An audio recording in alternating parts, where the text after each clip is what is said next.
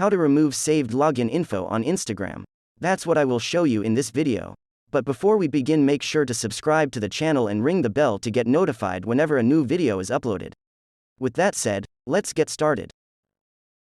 Open Instagram and log in to your account.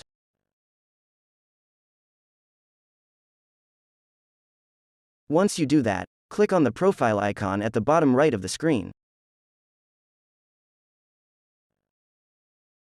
Then click on the three horizontal lines at the top right of the screen.